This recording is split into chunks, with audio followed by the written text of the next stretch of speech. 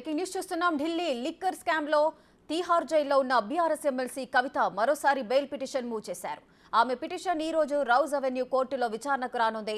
ED కేసులో సాధారణ bail మంజూరు చేయాలని కోరుతూ ఆమె పిటిషన్ వేశారు. ఈ పిటిషన్ను ఈ రోజు సిబిఐ ప్రత్యేక జడ్జి జస్టిస్ కావేరి బవేజా విచారణ చేయనున్నారు. గతంలో కవిత పెట్టుకున్న మధ్యంతర బెయిల్ పిటిషన్ను కోర్టు తిరస్కరించింది. దీంతో ఈసారి సాధారణ బెయిల్ మంజూరు చేయాలని కోరుతూ కవిత తరఫు న్యాయవాదులు పిటిషన్ వేశారు. మరోవైపు ఢిల్లీ లిక్కర్ స్కామ్లో ఇప్పటి వరకు అరెస్టైన వారికి ఏడాదిలోగా బెయిల్ ఇచ్చిన దాఖలాలు లేవు.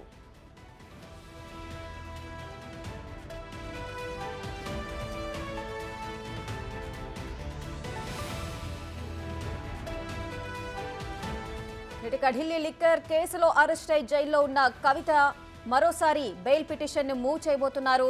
మరి ఈసారి కవితకు బెయిల్ లభిస్తుందా? ఇంతవరకు కూడా మధ్యంతర బెయిల్ పిటిషన్ ను దాఖలు చేశారు కవిత. అయినప్పటికీ కూడా ఆ బెయిల్ పిటిషన్ అయితే రౌజ్ అవెన్యూ కోర్టు తోసిపుచ్చింది. ఈ నేపథ్యంలోనే ఇప్పుడు మళ్ళీ రెగ్యులర్ బెయిల్ కోసం ఆమె ప్రయత్నాలు చేస్తోంది. మరి ఈసారైనా కూడా బెయిల్ వస్తుందా రాదా అనే ఉత్కంఠ అయితే నెలకొంది.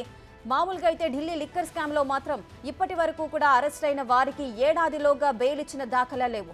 ఈ నేపథ్యంలో తొలిసారి లిక్కర్ కేసులో అరెస్ట్ అయిన కవిత ఒక మహిళ కాబట్టి ఈ కేసులో ఇప్పుడు ఆమె బెయిల్ పిటిషన్ అనేది ఒక ప్రాముఖ్యత అయితే సంతరించుకుంది.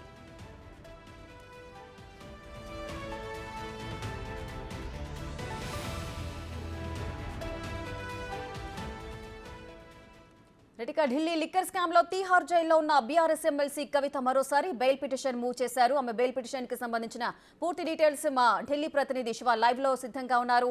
శివ, చెప్పండి, ఈసారైనా కూడా కవితకు బెయిల్ వచ్చే అవకాశాలున్నాయా? అసలు ఈ బెయిల్ పిటిషన్ లో ఎటువంటి అంశాలు పొందుపరిచారు?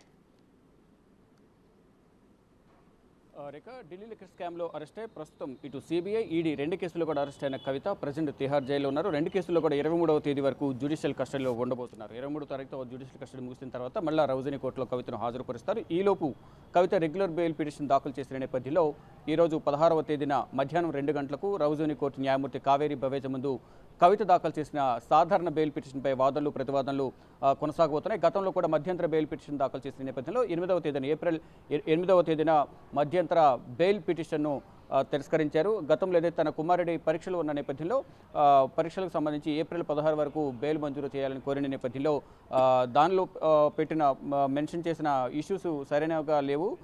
ఈ నేపథ్యంలోనే ఒకవేళ బెయిల్ మంజూరు చేస్తే కవిత సాక్షులను ప్రభావితం చేసే అవకాశం ఉంది కాబట్టి కవితకు బెయిల్ మంజూరు చేయొద్దనేది ఈడీ తరపున వాదనలు వినిపించారు. ఈడీ వాదనలతో ఏకీభవించిన న్యాయమూర్తి కావేరి బవేజా కవిత దాఖలు చేసిన మధ్యంతర బెయిల్ పిటిషన్ తిరస్కరించారు. ఈ నేపథ్యంలోనే రెగ్యులర్ బెయిల్ పిటిషన్పై ఈ నెల 20వ తేదీన విచారణ జరగాల్సి ఉంది. కానీ మధ్యంతర బెయిల్ పిటిషన్ తిరస్కరించిన నేపథ్యంలో త్వరగా అత్యవసరంగా ఈ రెగ్యులర్ బెయిల్ను ముందుకు జరిపి అత్యవసరంగా విచారించాలని కోరిన నేపథ్యంలో 16వ తేదీన విచారిస్తామంటూ కూడా గతంలో వాదనల సందర్భంగా తెలియజేశారు. దానిలో భాగంగా ఈరోజు మధ్యాహ్నం 2 గంటలకు కవితకు సంబంధించిన సాధారణ బెయిల్ పిటిషన్పై వాదనలు వినిపించబోతున్నారు.